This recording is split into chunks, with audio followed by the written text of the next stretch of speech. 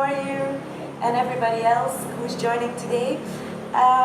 In this video I will explain you a little bit how to properly get into a downward facing dog, which cues to focus on, which poses you can do to prepare your body to get in a proper down dog, and maybe which alternative pose you can use if a down dog is at the moment a little bit too hard on your body.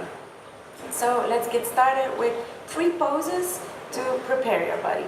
The first one is a very enjoyable and simple one. So we come into a tabletop position and we bring our wrist right underneath our shoulders and our knees right underneath our hips. We place our fingers wide and we claw our fingertips into the mat.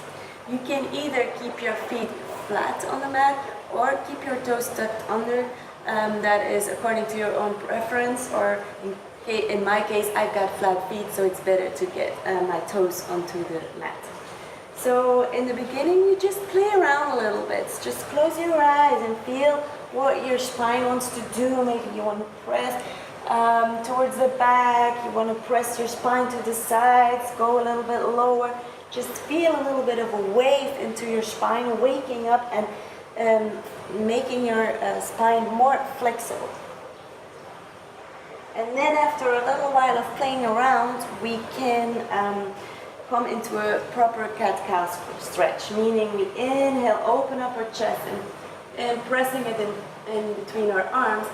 Exhaling, pressing through your hands, rounding your back, looking at your belly button, bringing your chin to your chest. Inhaling, coming back up. Opening your chest and exhaling, pressing back down. And again, we inhale, we open up our chest. And exhale, press through your hands, round your back. Inhale, come back up.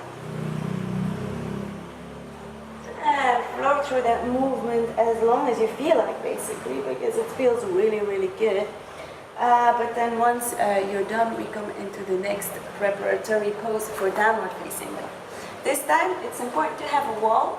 So what we will do is we will first measure the distance between the wall and our feet.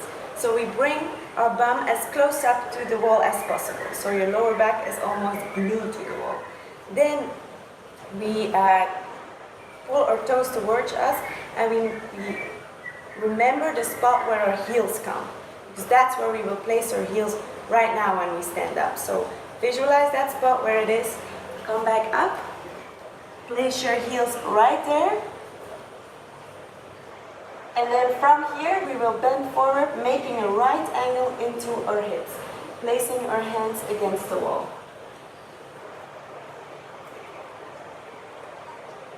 So while you're pressing in this position, you can nicely open up your chest.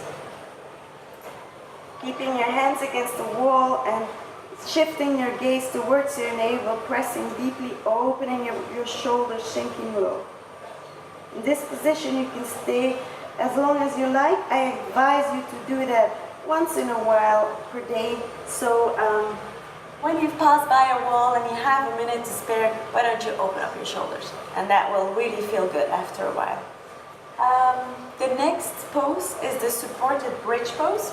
So for this we come back onto our mat, bring our back onto the mat, our heels come close to our bum, and we place our hands flat on the mat.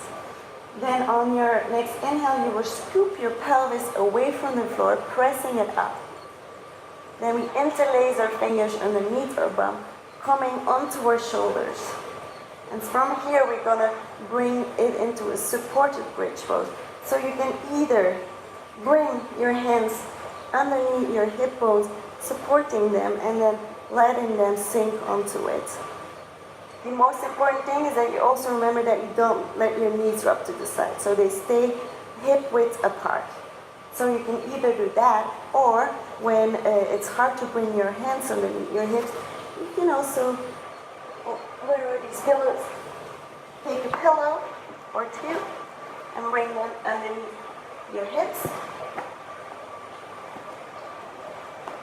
And then you can rest here for a little bit. And that will open up your spine as well. So you can relax here a little bit. Take a few breaths.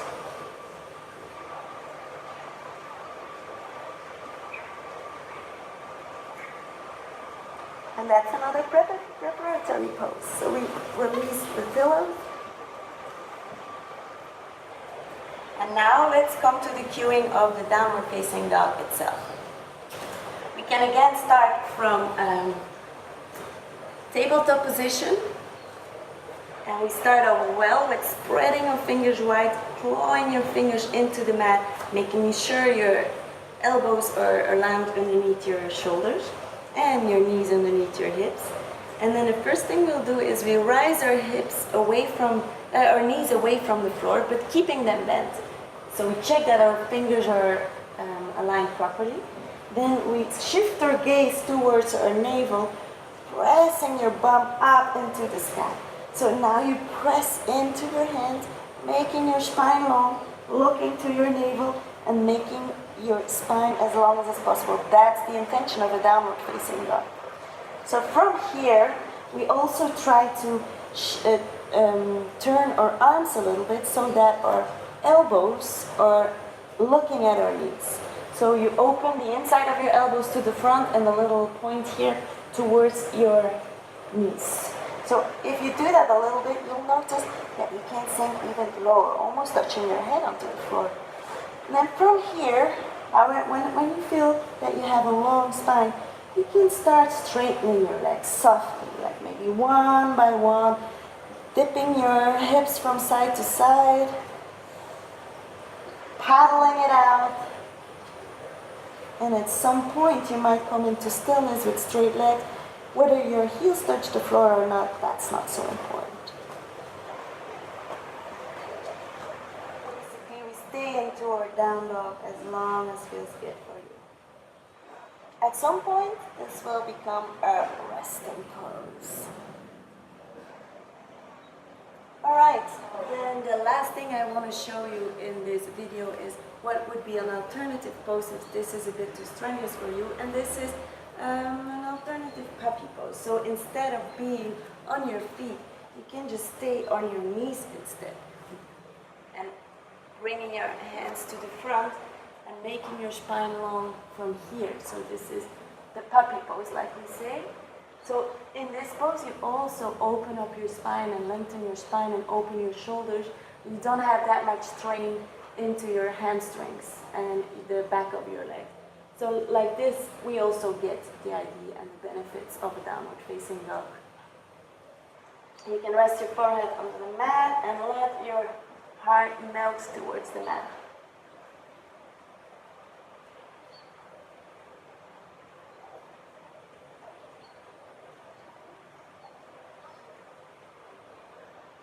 Again, here you also enjoy the hollow feeling in your lower abdomen like we have with the downward facing dog.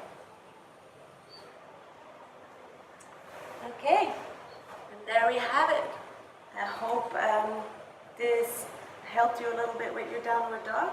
And if there's any more questions, you can always reach out to me or leave a comment. Have a nice day.